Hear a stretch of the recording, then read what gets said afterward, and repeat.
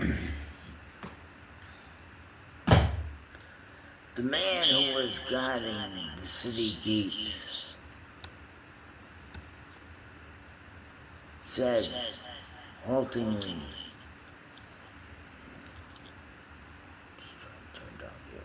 the man who was guarding the city gates said haltingly to the newborn believer of Christian doctrines that didn't uneasily coexist with their contradictory addressing rules of measure.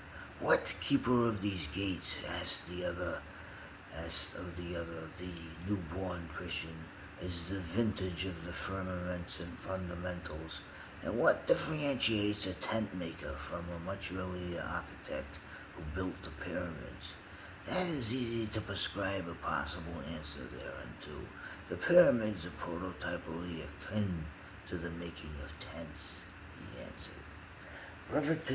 Brevity coins a coral-reefed ocean mother, drawing back from all ritual and orthodoxy.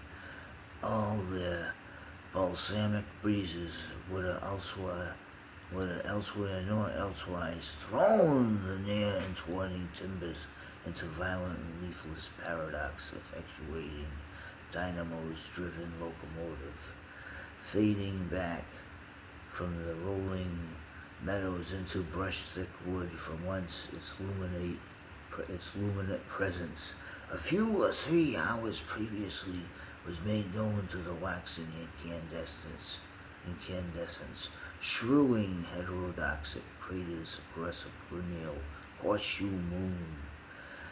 Coyotes were combing the sparse pine fields for a single scrap of living meal, their natural habitats all but gone. Vice nor virtue lay aside the dreaming footsteps crow-winged and coral reef possessed thereof, excepting in the eye of every tempest passing through. I slowly the next morning rose from whistling slumbers, a self-knowing vintage cellared wine to be dregged of its bottled industry.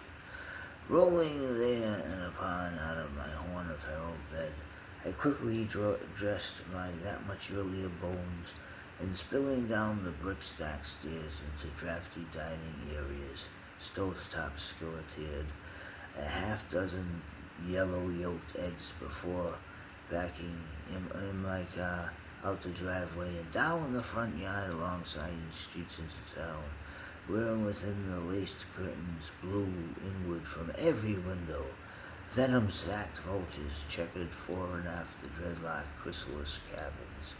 The suburbs circled the moan permeating downtown area, where and across which footsteps all aborted the heights and depths, as if to mock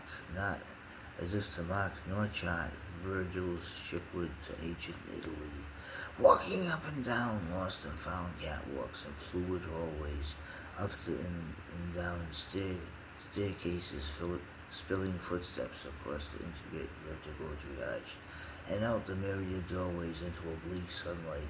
I sauntered down the breathing streets, signposts wearing the namesakes of endless cities, lost under the depths of long unvisited times and places, seemed as might a periscopic leviathan from uncongressible